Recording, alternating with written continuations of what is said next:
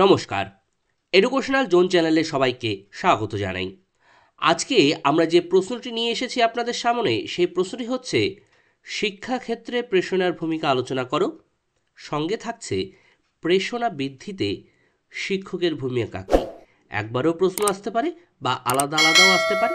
আপনাদের প্রশ্ন হিসেবে আপনারা উত্তর করবেন।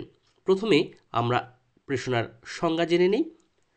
কোনো লক্ষ্য অর্জনের জন্য ব্যক্তি যে আন্তরিক তাগিদ অনুভব করে তাকে প্রেষণা বলে। প্রকৃতপক্ষে কোনো কাজ করার জন্য যে উদ্যমের প্রয়োজন, সেই উদ্যমটি হলো প্রেষণা। মনোবিদ ম্যাগিওক কি বলেছেন প্রেষণা সম্পর্কে? প্রেষণা হলো এমন একটি মানসিক অবস্থা যার মাধ্যমে ব্যক্তি কোনো উদ্দেশ্যমুখী কাজের জন্য একটি তীব্র আন্তরিক তাগিদ অনুভব করে এবং যতক্ষণ পর্যন্ত সেই উদ্দেশ্যে উপনীত না হয় ততক্ষণ পর্যন্ত ওই অনুভূতি বর্তমান থাকে। তার মানে হচ্ছে, যখন আমরা কোনো জিনিস নিজের মনের থেকে শেখার অনুভূতি জাগাই, তখন কি হবে, সেই জিনিসটি যতক্ষণ না পর্যন্ত শিখছি বা সেই জিনিসটি যতক্ষণ পর্যন্ত আমরা না জানছি ততক্ষণ পর্যন্ত কিন্তু আমাদের মনের মধ্যে যে বিচলন ঘটে বা সেই কাজটি সম্পূর্ণ করার জন্য যে আন্তরিক তাগিদ অনুভব করি, সেই অনুভবটাই হচ্ছে প্রেষণা। এই প্রেষণা যার যত ভালো বা বেশি, তার সেই কাজে সফলতা হওয়ার পরিমাণও তত বাড়বে। এবার দেখে নিই শিক্ষাক্ষেত্রে প্রেষণার ভূমিকা কী। একটা উদাহরণ দিই। যখন আমরা মনের থেকে সাইকেল চালানোর ইচ্ছা প্রকাশ করি বা সাইকেল চালানোর শেখার প্রয়োজন মনে করি বা শিখতে চাই, তখন আমরা কি করি? সাইকেল চালানো যতক্ষণ না পর্যন্ত আমরা চালাচ্ছি বা শিখতে পাচ্ছি ততক্ষণ পর্যন্ত আমরা কিন্তু লেগেই থাকি সাইকেল চালানো শেখার জন্য। এইভাবে যে কোনো কাজে যদি আমরা শিখতে চাই মন থেকে, দেখবেন সেই কাজটি কিন্তু আমরা যতবারই অসফল হই না কেন বারংবার চেষ্টা করি সেই কাজটি করতে। যে কাজটি করার আগ্রহ বা প্রেরণা আছে সেই কাজটি কিন্তু আমরা বারংবার করি, কিন্তু যে কাজটি আমাদের প্রেরণা নেই কিন্তু জোর করে করতে হচ্ছে, সেই কাজটা কিন্তু আমাদের বারবার করতে ভালো লাগে না বা ইচ্ছাও হয় না। সেটা আমরা করে ফেলি হয়তো রাগের বশে বা কেউ বলছে বারবার, সেই কারণে কিন্তু আমরা কিন্তু মন থেকে করি না, সেই কাজে কিন্তু প্রেরণা আসে না। যে যেন তেন প্রকারেণ সেই কাজটি যাতে সফল হয় বা শেষ করতে পারি সেইভাবে কিন্তু ছেড়ে দিই। ওই কাজের প্রতি কিন্তু আমাদের আগ্রহ বা প্রেরণা নেই। কিন্তু যে কাজটি আমরা নিজেরা শিখতে চাই বা যে জিনিসটা আমরা অর্জন করতে চাই, সেই জিনিসটার প্রতি কিন্তু দেখবেন আমাদের আগ্রহ বা প্রেরণা অনেকটাই থাকে। যতক্ষণ না পর্যন্ত আমরা সেটা সফল হচ্ছি ততক্ষণ পর্যন্ত কিন্তু তার পিছনে আমরা লেগেই থাকি। সেটা পড়াশোনার ক্ষেত্রে হোক, বাস্তবিক জীবনে কোনো কিছু পাওয়া না পাওয়ার বিষয় হোক, দেখবেন বিষয়টি মিলে যাবে। ১ নাম্বার, শিক্ষাক্ষেত্রে প্রেরণার ভূমিকা। প্রেষণা শিক্ষার্থীর আন্তরিক আগ্রহকে জাগ্রত করে তোলে, ফলে শিক্ষার্থীর যে কোনো কর্মে আগ্রহী হয়ে ওঠে। ২ নাম্বার, প্রেষণা শিক্ষার্থীকে শিক্ষার নির্দিষ্ট লক্ষ্যে পৌঁছতে সাহায্য করে। একটি লক্ষ্য পূরণ হলে পরবর্তী লক্ষ্য পূরণে আরও আগ্রহী হয়ে ওঠে। বিভিন্ন শেখার ক্ষেত্রে কিছু কিছু সময় দেখবেন একটা জিনিস যখন আমরা শিখে ফেলি তখন কিন্তু আরেকটা নতুন জিনিস আমাদের শিখতে ভালো লাগে। যদি আমাদের সহজ মনে হয়, শিখে যদি আমরা আনন্দ পাই, দেখবেন আরেকটা নতুন জিনিস কিন্তু আমাদের শিখতে ইচ্ছা করে। ৩ নাম্বার, প্রেষণার ফলে শিক্ষার্থীর বিষয়বস্তুর প্রতি মনোযোগ বৃদ্ধি পায়, ফলে সেই বিষয়ে জ্ঞান অনেক নিখুঁত ও ভালো হয়। আগেই বলছিলাম, যে বিষয়ে আমাদের জোর করে করতে হয় সেটাতে কিন্তু আমাদের প্রেষণা থাকে না বা আমরা সেটা জোর করে করি, কিন্তু যে বিষয়ে আমাদের আগ্রহী থাকে বা মনোযোগ থাকে সেই জিনিসটা কিন্তু আমরা মনের থেকে কিন্তু কাজটা বারংবার হলেও কিন্তু করি এবং সেখান থেকে যে প্রাপ্ত জ্ঞান লাভ করি সেটা কিন্তু নিখুঁত হয়, ভালো হয়। ৪ নাম্বার, প্রেষণা শিক্ষার্থীকে নির্দিষ্ট গতিপথে নিয়ে এবং নির্দিষ্ট লক্ষ্য পূরণে সাহায্য করে। আমার যদি চাকরি পাওয়ার ইচ্ছা থাকে, আমার যদি এই কাজটি সম্পূর্ণ করার ইচ্ছা থাকে, তাহলে কি করবে? প্রেষণা আমাদের কিন্তু সেই লক্ষ্য পূরণ করতে কিন্তু সাহায্য করবে। লক্ষ্য পূরণ যতক্ষণ না পর্যন্ত হবে আমরা কিন্তু তার পিছনে লেগেই থাকবো বা বিফলতা আসলেও বারংবার প্র্যাকটিসের মাধ্যমে, অনুশীলনের মাধ্যমে কিন্তু আমরা সেটি পাওয়ার কিন্তু চেষ্টা করব। ৫ নাম্বার, প্রেষণা কৌতূহল তৈরি করে, এর ফলে শিক্ষার্থীর মধ্যে নতুন বিষয় জ্ঞানের বৃদ্ধি ঘটায়। ৬ নাম্বার, প্রেষণা শিক্ষার্থীর দক্ষতা বৃদ্ধির সঙ্গে আত্মবিশ্বাসী করে তোলে। আমরা যদি কোনো কিছু জিনিস শিখে ফেলি, প্রেষণার দ্বারা সেই জিনিসটি মানে আমার চাহিদার দ্বারা যদি সেই জিনিসটা আমরা পেয়ে যাই, তাহলে কি হবে? আমাদের কিন্তু সেই বিষয়ের প্রতি কিন্তু জ্ঞান লাভ কিন্তু ভালো হবে, দক্ষতা কিন্তু ভালো হবে।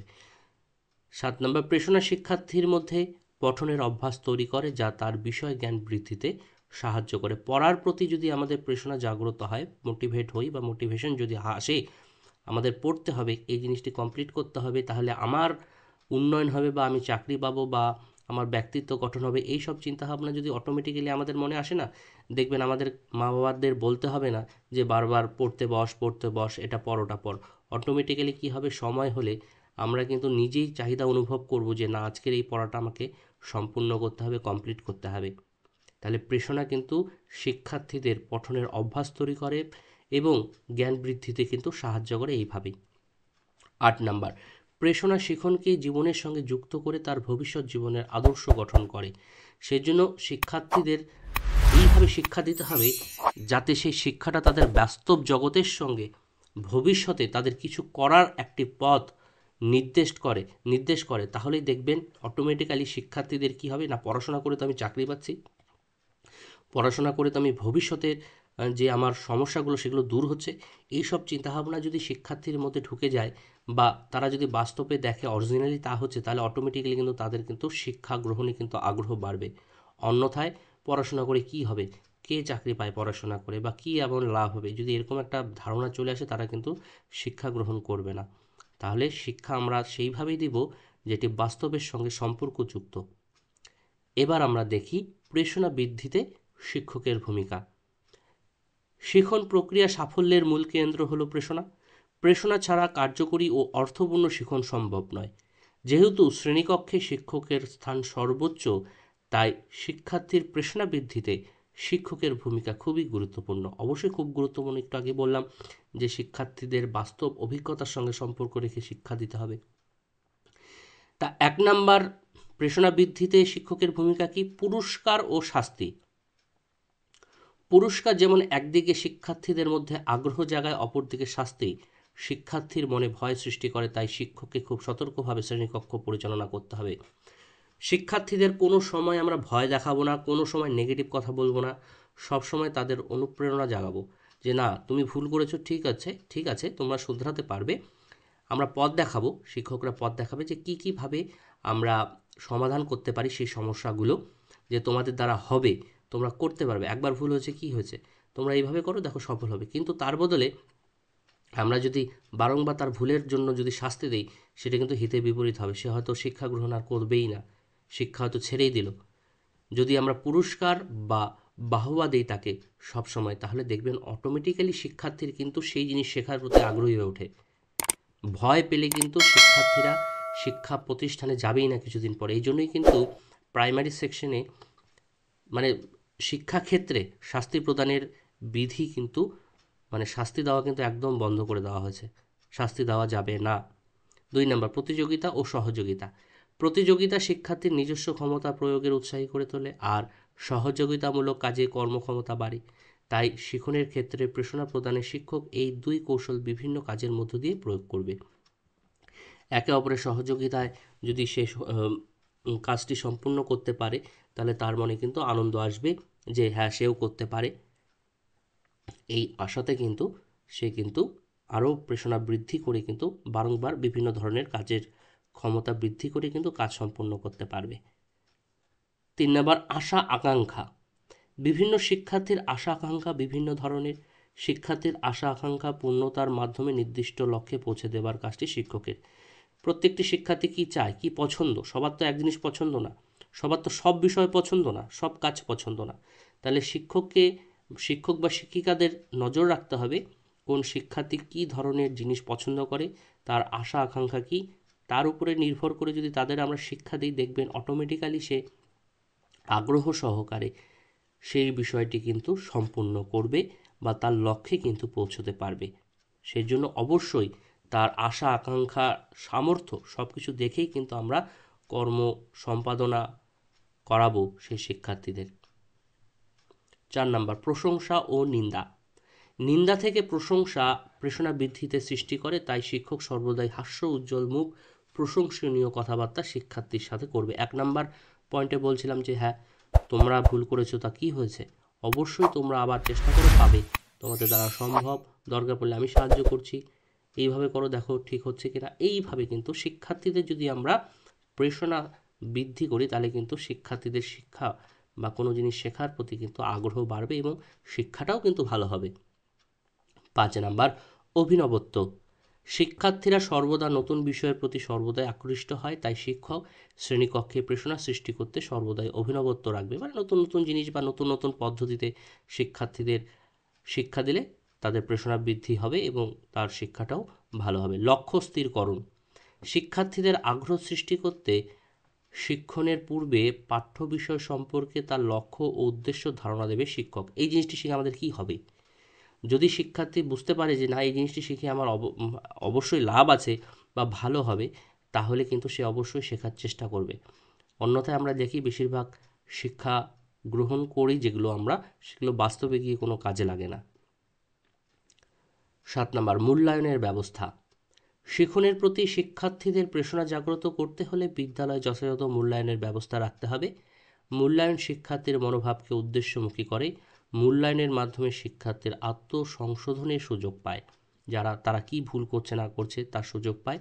তাই শিক্ষক যদি অল্প সময়ের ব্যবধানে শিক্ষার্থীদের ধারাবাহিক অগ্রগতি সম্পর্কে ধারণা দান করতে পারে বা ধারাবাহিক উন্নতির মূল্যায়ন করতে পারে, তাহলে শিক্ষার্থীদের মনে প্রেরণার উন্মেষ ঘটবে। এই 6 মাস অন্তর অন্তর, 3 মাস অন্তর অন্তর শিক্ষা বা শিক্ষার্থীদের পরীক্ষা নিয়ে যে আমরা ফলাফল বা মূল্যায়ন করি, তার বদলে যদি ক্লাস টেস্ট বা প্রত্যেক সপ্তাহে ছোট ছোট পরীক্ষার মাধ্যমে যদি আমরা শিক্ষার্থীদের মূল্যায়ন করি, তাহলে কি হবে? তারা যে অল্প অল্প ভুলগুলো শোধরানোর সময় পাবে, আর অল্প অল্প ভুল শুধরিয়ে তারা কিন্তু বাদবাকি জিনিসগুলো যদি শিখতে পারে, তাহলে কিন্তু তাদের অটোমেটিক্যালি প্রেরণা জাগ্রত হবে, না আমি ভুলটা করেছি এটা শুধরে নেব। আর অন্যথায় কী হবে, 3 মাস পর পর যখন আমরা পরীক্ষা নিব, শিক্ষার্থীরা যে ভুলগুলো করলো পরের 3 মাসে সেগুলো শুধরানোর সময়ই পেল না, আবার নতুন পড়া চলে আসলো। এইভাবে ওরা কিন্তু আস্তে আস্তে পিছিয়ে পড়বে। সেই জন্য ছোটো ছোটো মূল্যায়ন করে যদি শিক্ষার্থীদের এই যে শিক্ষার্থীদের যে ভুলগুলো, এই ভুলগুলো যদি আমরা শুধরে দিতে পারি, তাহলে কিন্তু শিক্ষার্থীদের শিক্ষা গ্রহণে কিন্তু তারা আরও ভালো হবে, মনোযোগী হবে বা প্রেরণা কিন্তু আরও বাড়বে শিক্ষা গ্রহণে। 8 নাম্বার কি, প্রতিলিপি ব্যবহার। শিক্ষার্থীদের নিকট উদাহরণ হিসেবে কোনো ব্যক্তি বা বস্তুর প্রতিলিপি ব্যবহারের মাধ্যমে শিক্ষার্থীদের প্রেরণা সঞ্চার করতে হবে, যে তাদের দ্বারা হয়েছে, তুমিও পারবে। উচ্চাকাঙ্ক্ষা। উচ্চাকাঙ্ক্ষা ছাড়া জীবনে সাফল্য পাওয়া যায় না, তাই শিক্ষকের কাজ হবে শিক্ষার্থীদের উচ্চাকাঙ্ক্ষা স্তরটিকে উন্নত করা। শিক্ষার্থীর মধ্যে প্রেরণা জাগ্রত করতে হলে পাঠ্যক্রমে এমন বিষয়বস্তু নিতে হবে, নির্বাচন করতে হবে যাতে শিক্ষার্থীদের পারদর্শিতার আকাঙ্ক্ষা পরিতৃপ্ত হয়। প্রথমে উচ্চাকাঙ্ক্ষা জাগ্রত করতে হবে শিক্ষার্থীদের মধ্যে, এবং যে জিনিসগুলো আমরা শেখাবো সেই শেখার মাধ্যমে যাতে সেই উচ্চাকাঙ্ক্ষাগুলো সফলতা পায় বা তৃপ্ত পায়, সেই দিকে কিন্তু আমাদের লক্ষ্য রাখতে হবে। সর্বশেষ, শিক্ষকের সামগ্রিক ব্যক্তিত্বই শিক্ষা কার্য পরিচালনার মূল চাবিকাঠি। শিক্ষণ পদ্ধতি, শ্রেণী শৃঙ্খলা রক্ষার পদ্ধতি, সহানুভূতি, ভালোবাসা, সমস্যা সমাধান, এসবই শ্রেণীকক্ষে প্রেরণা সৃষ্টিতে গুরুত্বপূর্ণ ভূমিকা গ্রহণ করে থাকে।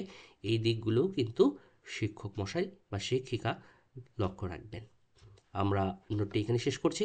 আশা রাখছি আপনাদের কোনো অসুবিধা হয়নি বুঝতে। আপনাদের কাছে একান্ত অনুরোধ, আমাদের কমেন্ট বক্সে কমেন্ট লিখে জানান আপনাদের ভিডিওগুলো কেমন লাগছে। ভিডিওগুলো ভালো লাগলে অবশ্যই ভিডিওটি লাইক করবেন, শেয়ার করবেন। তাহলে বিদায় নিচ্ছি। সবাই ভালো থাকবেন, সুস্থ থাকবেন। সবাইকে অসংখ্য অসংখ্য ধন্যবাদ।